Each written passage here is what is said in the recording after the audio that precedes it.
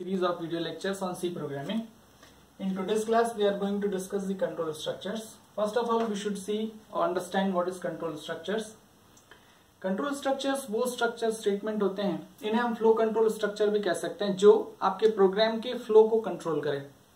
Flow को control करने का मतलब लीनियर फ्लो हो रहा है, या फिर आप किसी स्टेटमेंट को रिपीटेडली बार बार एग्जीक्यूट कराना चाहते हैं, या फिर बहुत सारे ऑप्शंस हैं, उनमें से आप किसी एक ऑप्शन पर स्विच करना चाह रहे हैं। इस तरीके से अलग अलग कंट्रोल स्ट्रक्चर्स का हम यूज कर सकते हैं प्रोग्रामिंग में।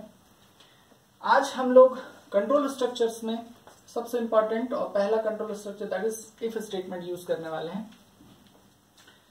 इफ स्टेटमेंट कब यूज करते हैं, क्या सिग्निफिकेंस है उसका, वो देखते हैं। जैसे कि हम लोग ने पहले कहा कि वो सारे काम जो हम लोग रियल लाइफ में करते हैं, वो सारे काम हम लोग आज की डेट में कंप्यूटर से कराते हैं। रियल लाइफ वर्ल्ड में जो कुछ चीजें हैं वो कंप्यूटर वर्ल्ड में हमें ट्रांसफॉर्म करनी है।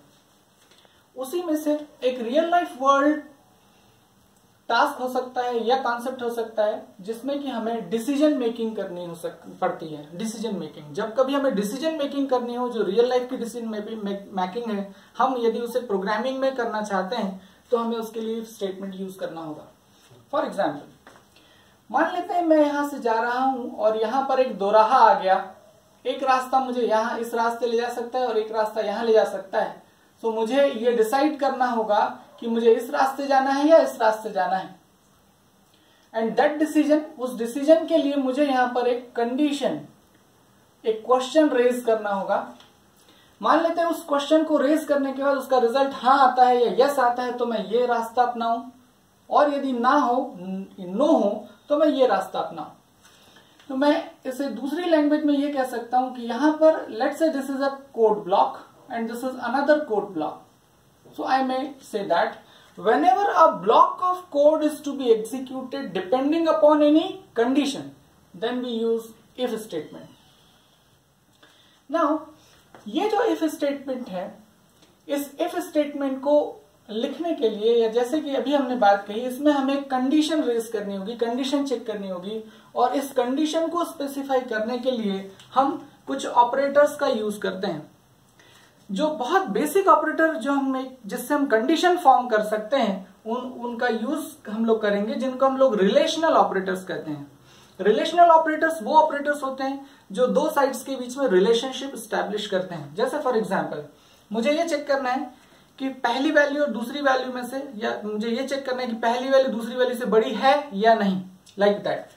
तो यहां पर जो रिलेशनल ऑपरेटर्स यूज हम लोग कर सकते हैं वो इस टाइप से: less than, greater than, less than और equal to, greater than equal to and not equal to. याद रहे, जो सिंगल इक्वल टू मैथमेटिक्स में यूज होता है वो प्रोग्रामिंग में असाइनमेंट ऑपरेटर है, और यहां पर इक्वालिटी चेक करने के लिए प्रोग्रामिंग में डबल इक्वल टू यूज किया जाता है। सो ये वो ऑपरेटर्स है जिनका यूज हम छोटी से छोटी कंडीशन स्पेसिफाई करने के लिए करते हैं। जब कभी हम रिलेशनल ऑपरेटर की मदद से कोई कंडीशन लिखते हैं, मान लेते हैं कि मेरे पास एक वेरिएबल a है और मैं उसे कंपेयर करना चाहता हूं b से, तो मुझे लिखना होगा a greater than b, like that. जो भी हम रिलेशनल ऑपरेटर का यूज करके कंडीशन लिखेंगे, उसका रिजल्ट दो हो सकते हैं, उसके रिजल्ट या तो ट्रू या फॉल्स। इनमें से कोई भी ऑपरेटर हम लोग यूज कर सकते हैं, और उस कंडीशन को जब सिस्टम एग्जीक्यूट करेगा तो ट्रू और फॉल्स के बेस पर आगे आपका कंट्रोल फ्लो डिसाइड होगा। इफ स्टेटमेंट के there are 4 different forms of if statement. कौन कौन से? First is simple if, then second is if else, third is if else if ladder or if else if simply, and fourth is nested if else.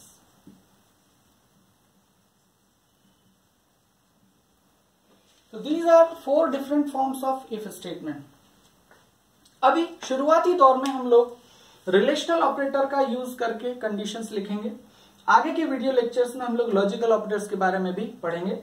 अभी की information, आगे की information के लिए बता दूं कि एक छोटी कंडीशन बनाने के लिए हम लोग रिलेशनल ऑपरेटर यूज करते हैं, और ऐसी बहुत सारी छोटी छोटी कंडीशंस को जब हमें एक साथ चेक करना हो या उन सारी कंडीशंस को कंबाइन करके एक ओवरऑल कंडीशन चेक करनी हो या बनानी हो, तो उस केस में हम लोग लॉजिकल ऑपरेटर्स का यूज करेंगे।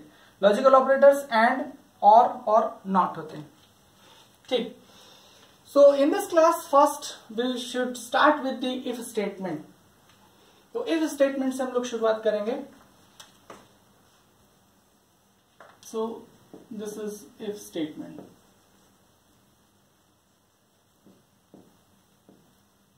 First of all, we should see the syntax of the if statement, which is as follows. Let's say this is a block of code. आप ऐसे चले आ रहे हैं, यहां आते ही आपको एक कंडीशन चेक करने की जरूरत महसूस हुई। So यहां पर हम लोग एक if स्टेटमेंट लगाएंगे।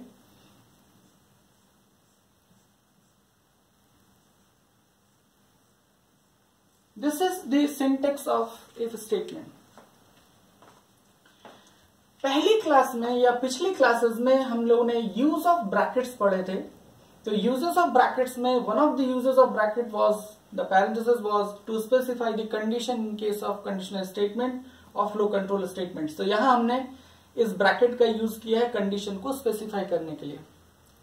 अब एक एनालॉजी आपको बताता हूं कि इफ कंडीशन या इफ स्टेटमेंट एक बैरियर की तरह वर्क करता है। बैरियर, मान लेते हैं ये ए ब्लॉक स्टेटमेंट है, इसे मैं बी ब्लॉक स्टेटमेंट कह रहा हूं और इसे मैं सी ब्लॉक स्टेटमेंट कह रहा हूं। These are 3 blocks. बैरियर के रेफरेंस में यदि हम लोग बात करें तो यहां पर कोई बैरियर नहीं है। इसका मतलब यह है कि हमेशा ए ब्लॉक स्टेटमेंट एग्जीक्यूट होगा ही होगा। मैं यहां पर इसको मेंशन करता हूं, ए ब्लॉक स्टेटमेंट हमेशा एग्जीक्यूट होगा बिकॉज यहां पर कोई भी बैरियर नहीं है। जैसे ही आप यहां ए ब्लॉक को एग्जीक्यूट करके आगे की तरफ आते हैं तो यहां पर एक बैरियर आएगा। उस बैरियर पर मान लेते हैं गनमैन खड़ा हुआ है और उसने आपसे क्वेश्चन किया, कंडीशन रेज की। यदि आप उसकी कंडीशन का सही जवाब दे देते हैं, सेटिस्फैक्टरी आंसर यदि आप दे देते हैं, तो you will be allowed to go inside of this block. आपको यहां पर आने की परमिशन मिल जाएगी, लेकिन तब जब ये कंडीशन जो यहां लिखी हुई है वो क्या हो जाए, सेटिस्फाई हो जाए या ट्रू हो जाए। जैसे ही कंडीशन ट्रू होगी आप अंदर आएंगे और ए ब्लॉक के बाद यहां पर बी ब्लॉक स्टेटमेंट एग्जीक्यूट होगा, और जब आप बाहर आएंगे तो सी ब्लॉक स्टेटमेंट एग्जीक्यूट होगा। क्यों? क्योंकि यहां पर भी ये किसी कंडीशन पे बेस्ड नहीं है, ये किसी बैरियर की कंडीशन पे बेस्ड नहीं है। तो इस तरीके से जब कंडीशन ट्रू होगी तो इस तरीके से एग्जीक्यूशन होगा। कोड ब्लॉक ए पहले एग्जीक्यूट होगा, फिर कोड ब्लॉक बी, फिर उसके बाद code block C. Now second, मान लेते हैं कि जो कंडीशन हम लोग ने यहां पर स्पेसिफाई की है that condition is failed. Then उस केस में क्या होगा? तो सबसे पहले फिर से ए ब्लॉक एग्जीक्यूट होगा। क्यों? क्योंकि वहां पर कोई बैरियर नहीं है। जैसे ही आप यहां आएंगे कंडीशन चेक की जाएगी और कंडीशन यदि फेल हो जाती है, फॉल्स हो जाती है, तो you will not be allowed to come inside. आपको अंदर नहीं आने दिया जाएगा and this B block will be skipped completely. और उसके बाद आप यहां आएंगे और सी ब्लॉक एग्जीक्यूट होगा। मींस गनमैन के हिसाब से जो भी कंडीशन उसने रेज की थी वो कंडीशन आप सेटिस्फाई नहीं कर पाए, तो वो आपको कहेगा कि अंदर आने की कोई जरूरत नहीं है, आप बाहर से बाहर निकल जाइए। इस तरीके से बी ब्लॉक यहां पर क्या हो जाएगा, स्किप हो जाएगा। This is how the if statement executes. If statement के केस में आपको कुछ बातें ध्यान रखनी है कि we can have more than one if statement one by one. एक के बाद एक आपके पास कई इफ स्टेटमेंट हो सकते हैं। फॉर एग्जाम्पल मैं यहां पर दूसरे तरीके से इसको लिखता हूं।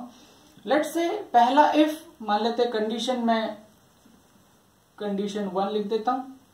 This is a block.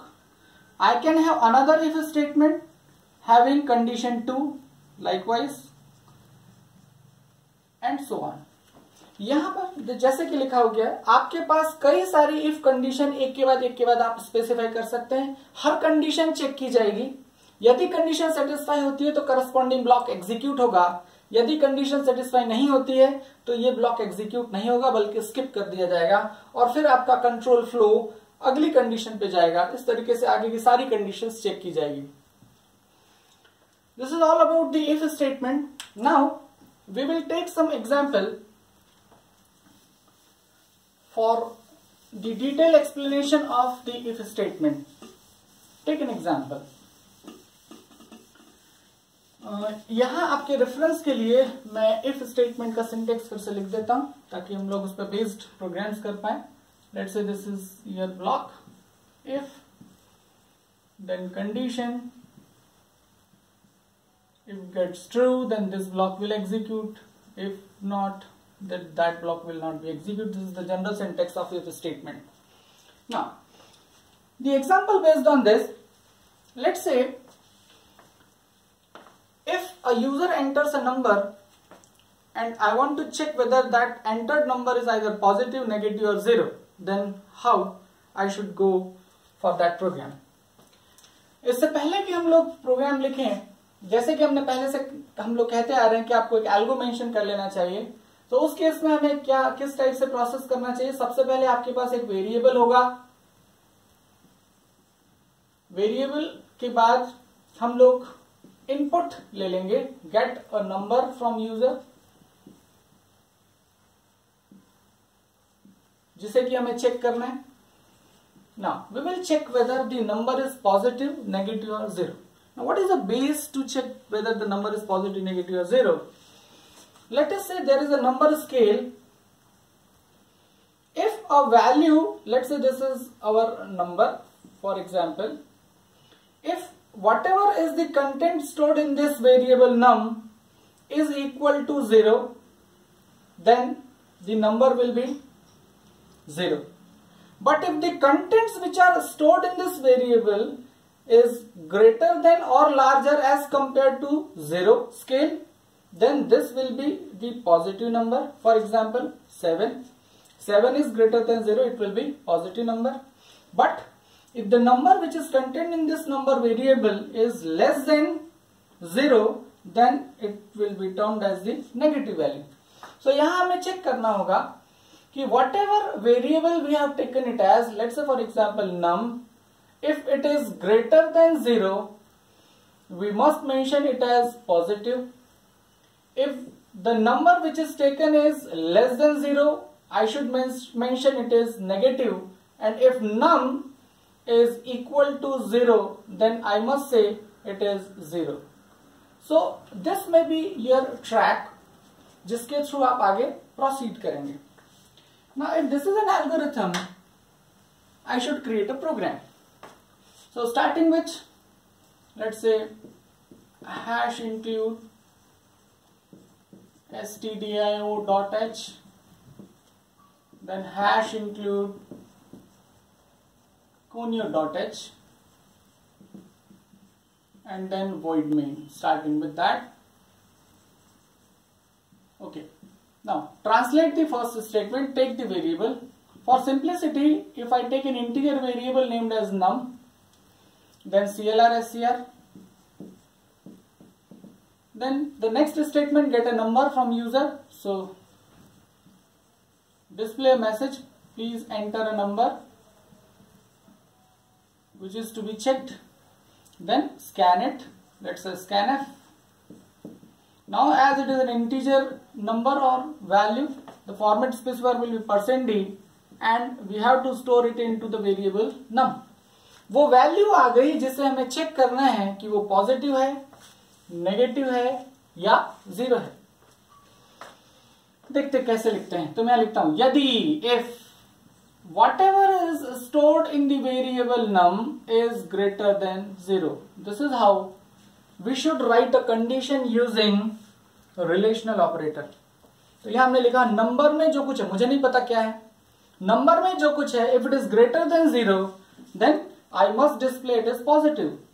So open a block and write printf %d is positive, and instead of this, in place of this %d, I will display the variable num. Okay. Now Next condition. I have checked for positive value. Now I should check for the negative value. So as we have already mentioned, we can have more than one if statement one by one. Now I should write the second if statement and I should check for less than 0. यदि मान लेते हैं number 0 से छोटा है तो I should display printf. Whatever is the number that will be displayed is negative and just display the content of variable num. And in similar fashion now I should check whether the number which is entered by the user is 0 or not. So again I can have an if statement. If num mind it double equal to 0, then I must write that is printf %d is 0 and the variable num will be displayed over here. Get ch and the program is over. So this is how the simple if statement can be written, and as we have already discussed, we can have more than one if statements one by one. All the if statements will be checked. Now let us take the real example. Let's say this is the variable num. At first instant when we run the program and the message will be displayed as enter a number and user enters, let's say 7, then 7, this condition will be checked. The content of num is 7 greater than 0. This condition will get true. यहाँ अंदर allow किया जाएगा और क्या message print होगा? That num value will be substituted over here and 7 is positive. Answer आएगा, that is 7 is positive. यहाँ पर जब हम लोग आगे आएंगे तो यहाँ फिर से कंडीशन चेक की जाएगी. 7 is less than 0. This condition is failed. इसलिए आपको यहाँ अंदर नहीं आने दिया जाएगा और ये स्टेटमेंट एग्जीक्यूट नहीं होगा, कराना भी नहीं था. अगली कंडीशन पे आएंगे. 7 is equal to 0. Condition check की जाएगी. Condition is again failed. आप अंदर नहीं आएंगे और % is 0. That message will not be displayed. सिर्फ एक ही मैसेज डिस्प्ले होगा, that is 7 is positive. Now take another input. Let's say the user enters -7. What will happen? Again condition will be checked. -7 greater than 0, condition failed. This block will be skipped. -7 less than 0, condition will be true. You will be allowed in this block. The message -7 is negative will be displayed. The next condition will be checked. -7 is equal to 0. The condition will be failed. This block will be skipped. The only answer will be displayed as -7 is negative. Take another example. If the number entered is 0, this condition will be failed, skipped. This condition will be failed, skipped. Now this condition will be checked and it will be true. तो ये block execute होगा और message आएगा 0 is 0, like that. So this is the simple example to check whether the number is positive, negative or 0. Now we should take another example to understand the if statement. Let's say for example, the user is asked to enter a number in the range of 1 to 5. यदि मैं user से कहूं कि आप 1 से लेकर 5 तक का कोई नंबर दीजिए, मैं आपको ये बता दूंगा कि आपने क्या नंबर एंटर किया है, या मैं उसकी स्पेलिंग आपको बता दूं कि आपने क्या नंबर एंटर किया है, तो वो कैसे प्रोग्राम होगा. For that again I will take a variable num. After CLR SCR I will ask the user to enter a number in the range of 1 to 5. तो मैं यहाँ कह देता हूं enter a number in the range 1 to 5.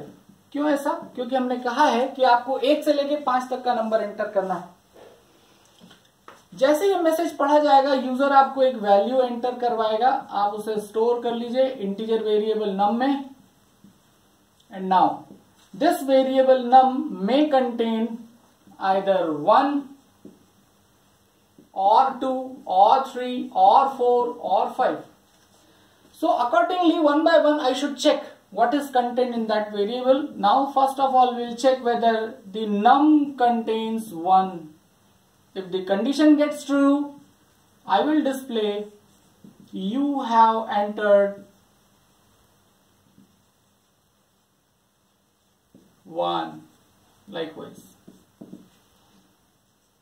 Got the point?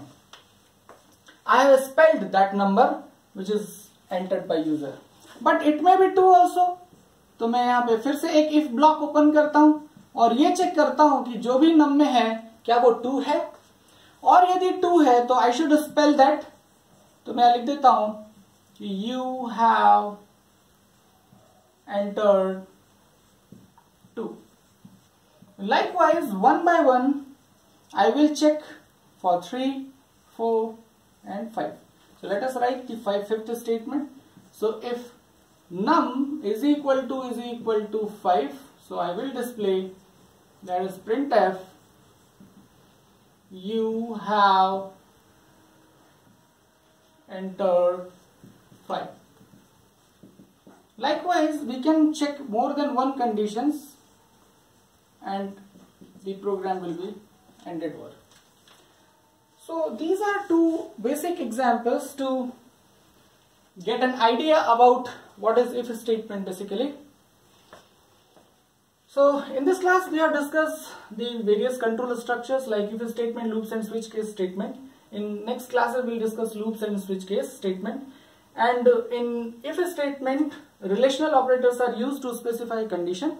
4 different types of if statements are there, that is if statement, if else if, and nested if else. In next video lecture we will discuss if else statement, that is the next type of if statement. Please do like, share, comment, and please subscribe my video channel. Don't forget to press the bell icon for more updates. Thank you.